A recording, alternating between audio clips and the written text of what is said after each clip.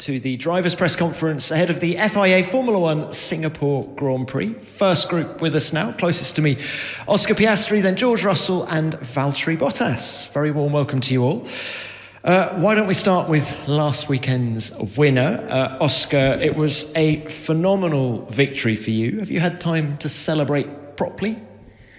No. I got humbled very quickly the next day by George actually playing an Uno World Championship on the plane. So I got brought back down to earth very quickly. No, I mean, it has been a fun few days. I think for myself, it's always nice when you can reflect on a race where you feel like you've done a very good job and a job you can be proud of. So not too much celebrating, but a lot of happy memories. So yeah, ready to try and go again this weekend. Certainly a job you can be proud of. Just how much confidence does Baku give you coming into Singapore? It is a nice confidence boost, definitely. I think it's similar in some ways, but very, very different in a lot of others. I think we should be competitive this weekend, and yeah, I think the biggest thing I took from last weekend was just the execution of the race from myself and from the whole team, because I don't think it was our most competitive track of the year. I think we've definitely had a couple more races where we've been using a bit of electricity. There's been a couple other races where we've been quicker than that relative to the competition. So to be able to pull off a win like that when Ferrari especially was so competitive was a nice confidence boost, definitely. Oscar, your race engineer Tom Stallard said after your victory on Sunday that your rate of improvement hasn't started to level off at all yet. In what areas do you think you can still develop as a racing driver? I think it's still a little bit everywhere. I would say, I've not made life easy for myself in qualifying this year. So, qualifying a bit better, more consistently would help. I think I've been very happy with, particularly the elements I showed in Baku in terms of overtaking and being under pressure and stuff like that. I was happy with, but yeah, there's still going to be some tough races in the latter part of the year on tracks that I've only been to once. So just trying to work on some of the weaknesses I had at those tracks last year is still going to be a key to the end of the season. So just a bit of everything, because I feel like I'm improving a lot as I go through my career, but I'm certainly not the finished product yet. Oscar, final one from me. Can we just get your thoughts on the FIA adding a fourth DRS zone here at Marina Bay? Yeah, I think it's a good thing. I've seen where the activation is, and it's quite early. So hopefully we'll get through whatever the next corner is, turn 15 or 16, I think it is, the little kink. Okay, but yeah, I think for racing it should be better, hopefully. All right, best of luck. Thank you very much for that. George, why don't we come to you now? A great result for you on Sunday, but it wasn't a straightforward race. We're now at another street track with the same tyre compounds that we had in Baku. What learnings do you have from last week that you can apply here? Yeah, it feels like every race we go to at the moment, it's quite a unique circuit. Obviously, Azerbaijan was very unique in its own way. Singapore's unique in its own way, and it's there's a lot of these types of tracks on the calendar, and as Oscar said, it's so competitive now at the front, and a tenth or two can be the difference between a front row start or P6 or 7 on the grid, which is very exciting. We went really strong here last year. The pace was really good in Singapore, so hopefully we can continue that good performance we had here last year and see where it takes us. If your car performance is as good here as it was in the second stint in Baku, what's possible? Yeah, I mean, we were really competitive in the second stint last week. Definitely surprised ourselves there, but I think now this circuit with that extra DRS zone, I hope racing will be slightly better. It's not going to make it worse, that's for sure, and maybe overtaking will be possible. So I think it will still go down to qualifying. That's going to be key, getting a good Saturday in. and that'll set you up nicely for the race.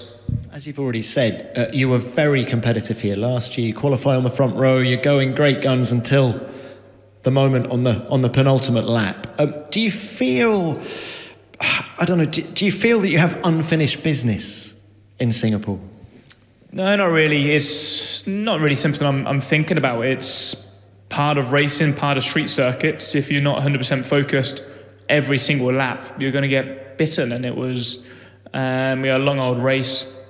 It was on the last lap. I thought the race was kind of done, and right behind Lando, he kissed the wall. I touched the wall, and before I knew it, I'm out of the race. But that's how the game goes, and it's not going to change my approach one bit. How I go into this weekend, you learn from things like that.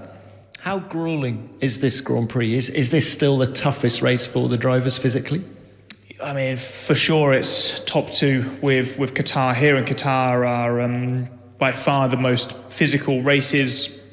I think here is challenging because there's so many corners, pretty relentless. Slightly easier now that we've got that straight at the back versus what it was like a few years ago. But just with the humidity, or dripping in sweat as soon as you go outside, let alone when you're locked in a race car for 2 hours.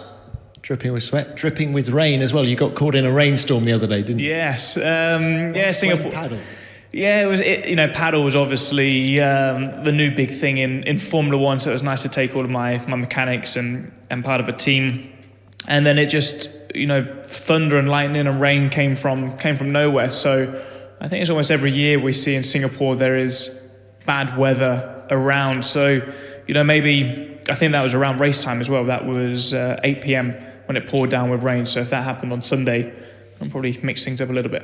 All right. George, thank you for that. Best of luck. And Valtteri, let's come to you now. It's been a tough couple of races for you and for Sauber recently. What are your expectation levels coming into this race?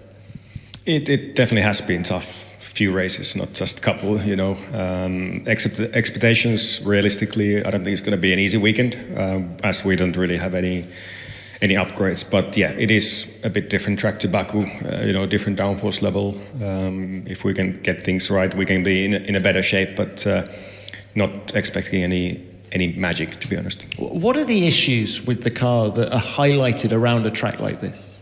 I think, for me, for sure the overall efficiency is not there, and overall performance, as we can see from the results, but also the car is quite a bit on the edge, let's say, pretty sensitive to crosswind, yaw and roll, curbing content, uneven surfaces, which is something we do have here.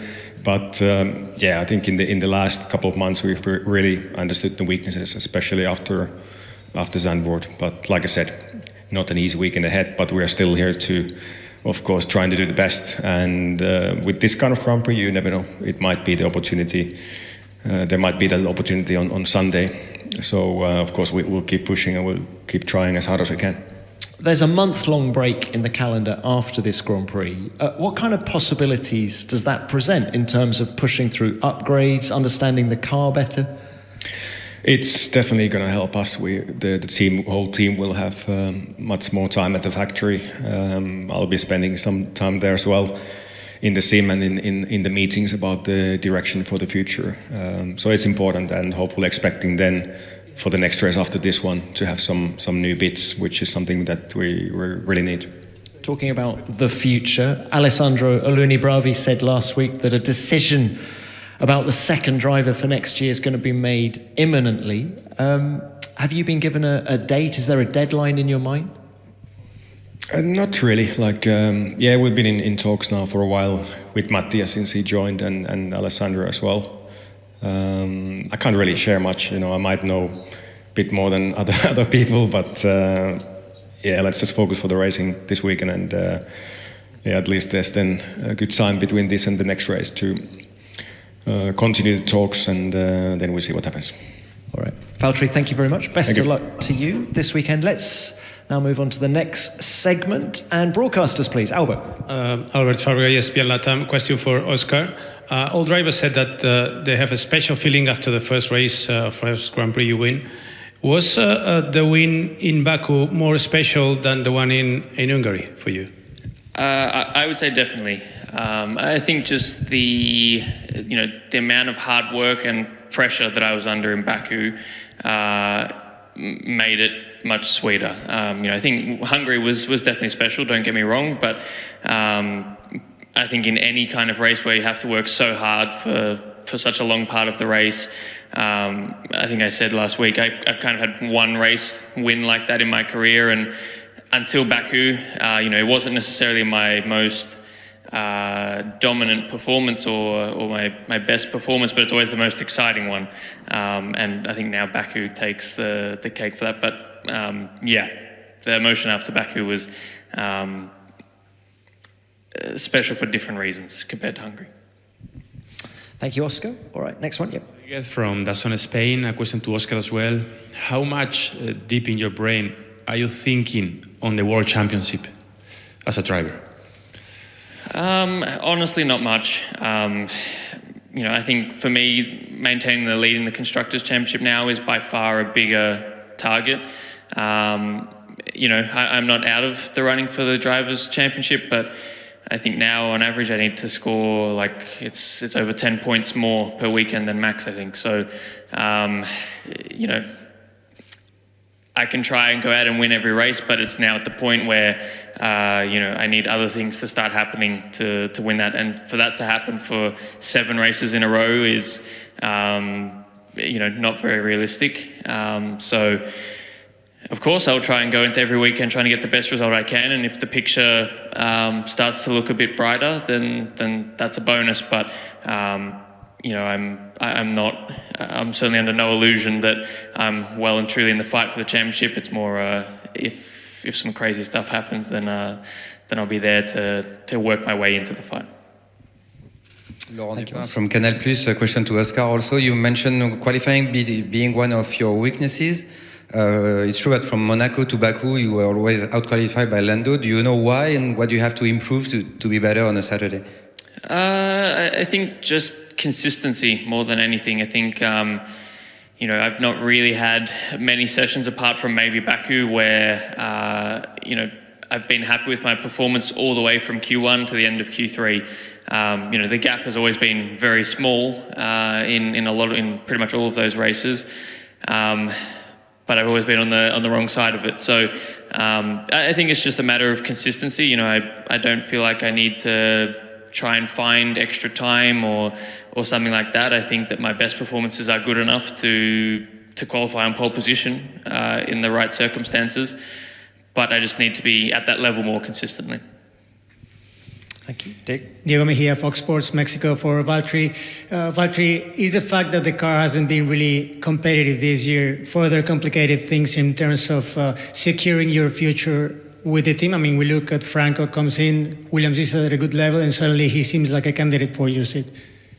Yeah, it's how the sport is. I think it's not just this season, but if you look at this season and the last season, when you're fighting towards the back, obviously it's much less visible on what you can do and what kind of performances are you having, and it's pretty much against your teammate. You can have a comparison. So for sure, it's you're more out there if you're fighting, within the points and towards the front end.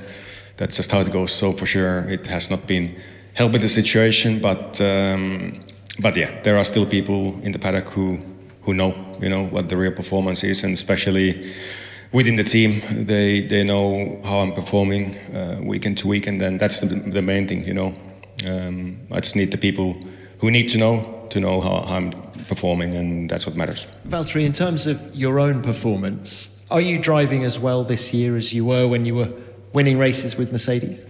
I feel like yes, especially qualifying this year, and I haven't felt any signs of being worse.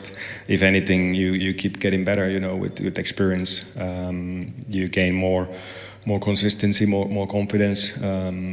You can solve different issues in a different way, and you can, adapt to the car the more time you spend in the sport. So I feel actually I'm driving better than what I did at Mercedes, but obviously it's not that visible. Thanks for that. Any more from the broadcasters? Yes, Diego, back to you. Question to Oscar. There's a lot of talk about the rear wing on the McLaren after a few videos emerged on social media. Is it too much fuss about a few millimeters? Sorry, what was the question? Is it too much fuss about a few millimeters? Why? I mean, it's legal. So, yeah, as long as it passes all the tests, you know, we get tested a lot, and it passes. So, yeah, I mean, it's certainly not the magic ticket or magic bullet for why we're competitive, but it's legal. It passes all the tests. So,